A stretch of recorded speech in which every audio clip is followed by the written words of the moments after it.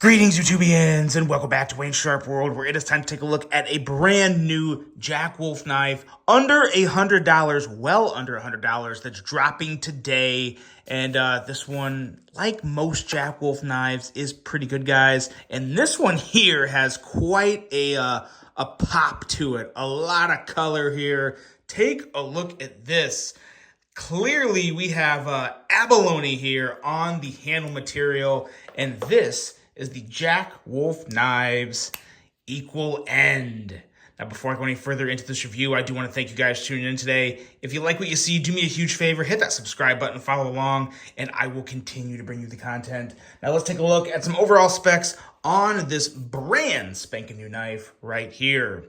We have an overall length of 6.48 inches, a blade length of 2.75 inches, and a blade thickness at 106 thousandths. Blade material on this guy is 14C28N.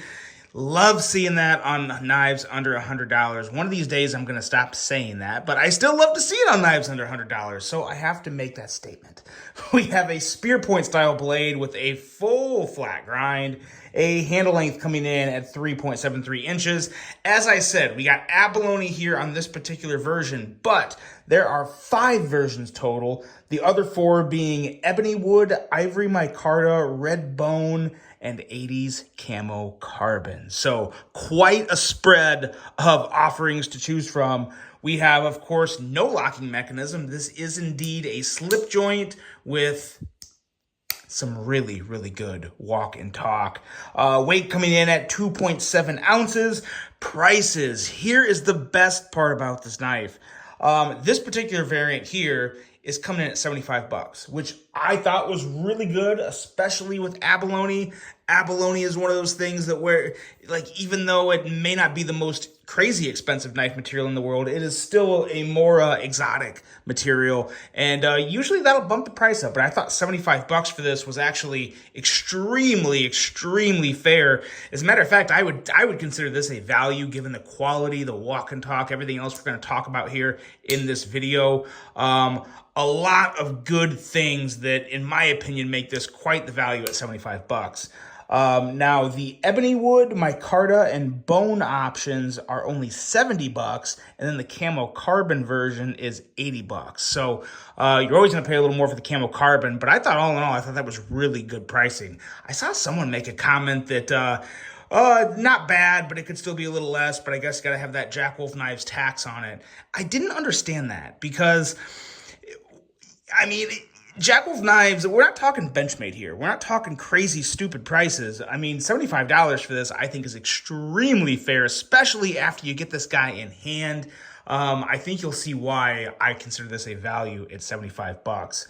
Weight coming in at 2.7. Oh, I already said that. So let's go on a size comparison, shall we? That's the next step in this review process that we do here. Let's just pull out some folders because everyone's more familiar with folders. This is a really good comparison. This is the Kaiser Mini Milita, and as a matter of fact, this is probably the only size comparison we need, but we will pull out another Jack Wolf knife folder because it's one of my favorites. It is the Gunslinger Jack, which is a good size knife. People think that so all the Jack Wolf knives are kind of smaller slip joint. The Jack Wolf knife, or the Gunslinger Jack, is I would definitely consider it a medium knife. Like it's a pretty nice size knife. So as you can see, the Gunslinger Jack is bigger, but all the focus really goes to the Mini Milita here because it is very comparable in terms it does have somewhat of a more narrow handle, very similar blade length, and yeah, there you go. I think that's all we need for size comparisons. This knife, this Equal End, pretty clear to see where it gets the name. I mean, even though it's not completely equal ends, although I will say the blade to handle ratio is not fully equal, but it looks really, really good. Very well balanced in terms of handle to blade ratio there.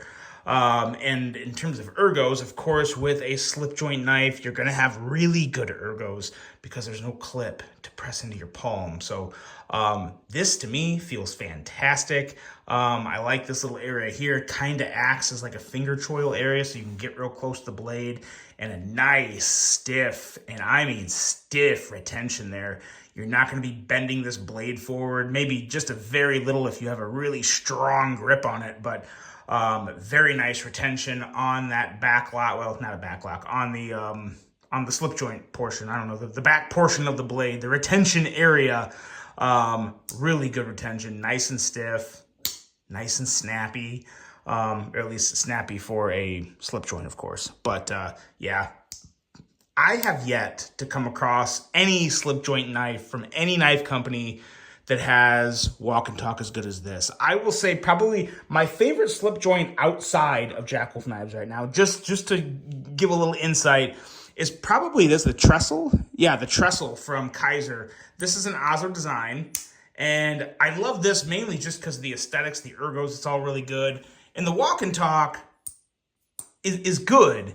It's good, don't get me wrong, but the walk and talk, to be totally honest, you guys know how much I love Kaiser, the walk and talk on the trestle, it really doesn't even come close to that of the equal end or any Jack Wolf slip joint, but especially we're going to focus more on the sub $100 offerings here.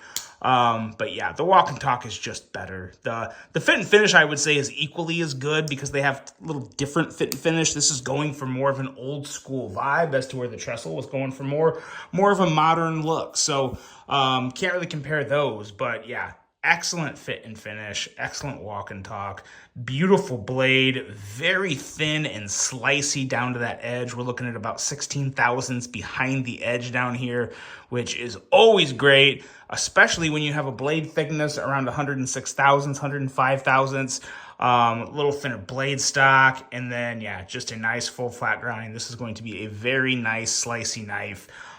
Very much, this is probably the most old school vibes I get from a slip joint knife from Jack Wolf knives so far. And obviously it's not because of the abalone. The abalone is the one thing that may deter it from that. But the blade shape, man, the blade shape is just perfect. I mean, this is literally Grandpa's blade shape. Like, this is 100% a Grandpa blade shape. And I love that. There's nothing wrong with that whatsoever, because really the only thing missing from here is a good piercing tip. And you do have a tip to do some, I guess, some poking. And the tip is still, don't get me wrong, that tip is still slicey. I mean, look at that. We are still talking about a very slicey tip, just not a very aggressive tip from a puncturing and poking standpoint. But it's going to be very, very effective for slicing and cutting. And I think this can take on some pretty heavy duty tasks. You just don't want to put a lot of pressure on the blade, as with any slip joint, regardless of how stiff the back portion is. But no, this is a darn good slip joint. In terms of the abalone, I think that's awesome. This is the first time I've had a abalone handle. I have a ProTech with an abalone inlay, but clearly there's not nearly as much going on because it's just a little, the little firing button. It's an abalone inlay in the actual button for the out the side automatic release. So yeah, you're not seeing nearly as much, but this here is just kind of, man, maybe mesmerizing isn't the word, but just beautiful. Beautiful and artsy. Really cool. Really, really cool. Digging this one a whole lot. Again, 75 bucks. I don't think you can beat it. Yes, you can find a cheaper slip joint, but you are not going to find a cheaper slip joint. I cannot speak today.